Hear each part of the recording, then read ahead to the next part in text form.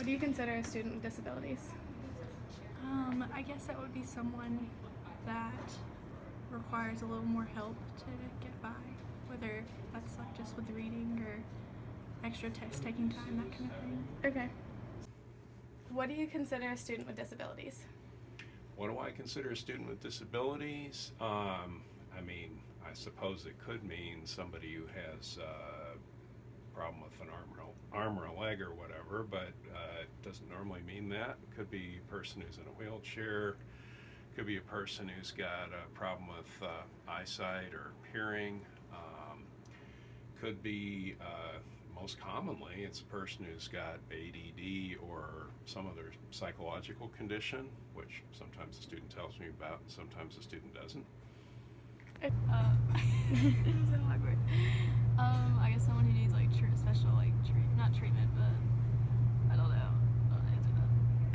I don't know, someone's like dyslexic or someone who needs a different class or needs like teachers to help them like focus. Okay.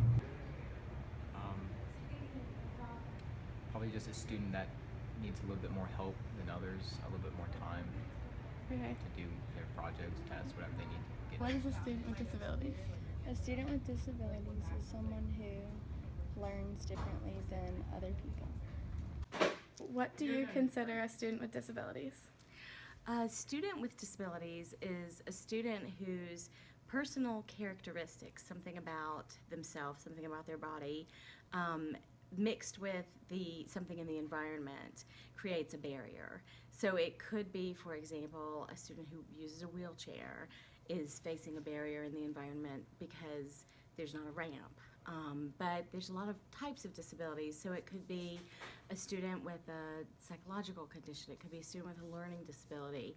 But the main key is that due to a physical impairment oftentimes, the environment was not created in such a way that it's friendly and welcoming and inclusive to them.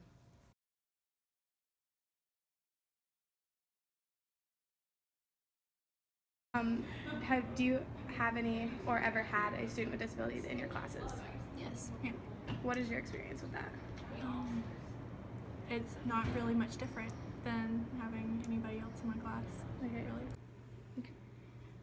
What is your experience with students with disabilities in your classes? My experience has generally been pretty good. What I find is that the Disabilities Office provides a letter for many of the ADD or learning disability issues. The letter reads the same regardless of the individual student or what that individual student really wants. So I always check with the students to make sure I know what's important for them. You know, if they need to be given a test in a quiet environment away from the class, you know, I provide that. But I do try to make sure that it's what they actually need, because the letters are not always responsive to either the student's situation or the condition in our classroom. Have you ever had a student with disabilities in one of your classes? No, in high school I did. Okay, what was your experience in high school with them? Just they like sat in the front and the teacher like would come up and give them like different directions or something. Okay. Have you ever had a student with disabilities in one of your classes? I'm pretty sure. I'm not going to ask him, but you know, I kind of sense that he did. Okay, so I was gonna ask you what your experience was, but like since you don't really know, you aren't really sure, but. Yeah, I'm not 100%. And then, have you ever had a student with disabilities in one of your classes? No, I have not.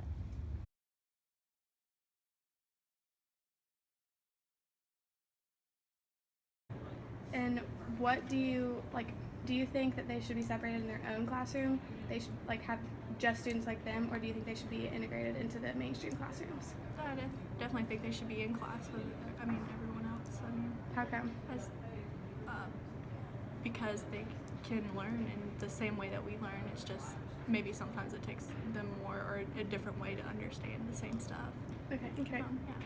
There are a lot of questions about that pertain to K through 12, because there's been a federal law since the mid-70s in the United States about that.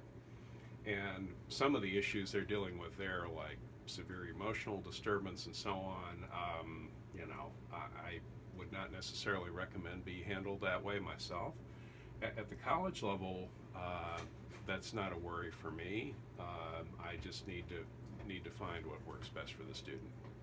I mean, I also don't think it would be practical to try to have separate separate classes for students who have a letter from the disabilities office, because the kinds of issues they have are too variable. Maybe you could have one section of Psych 201 if people were comfortable with that, but with almost anything else we offer, I don't know how we do it. We'd end up with a section that had 5 people in it or something, and another one that had 30 or whatever. Be integrated, just Okay. like it helps them socialize and stuff. So. Okay. Good the disability is, but I definitely think like just excluding them into a different classroom may not be the best ideal. Again, if it's serious disability maybe, but I think it's good that they're like challenged to keep up at a pace, something that they can strive for, and have Okay. responsibilities. Okay, great. Yeah. In classrooms. I think students with disabilities should absolutely be integrated into the main classrooms. A lot of times, a lot of the students who are registered with our office, you would never know that they have a disability. Some students, it's very visible, you can see that, but a lot you would never know. And I think if students were segregated, students with disabilities were segregated, we would be moving backwards decades to back before the 1970s, when students with disabilities didn't even go to school, and then from the 70s forward until about the 90s, when there were segregated classrooms specifically for students with disabilities. I think that would be a bad misstep. So students with disabilities should definitely be integrated into the classroom, and that's the least restrictive environment for them. Okay, in classrooms. I think they should be I think they should be in their own classrooms, because they will be able to learn more effectively, and the teacher could really be one-on-one with those students.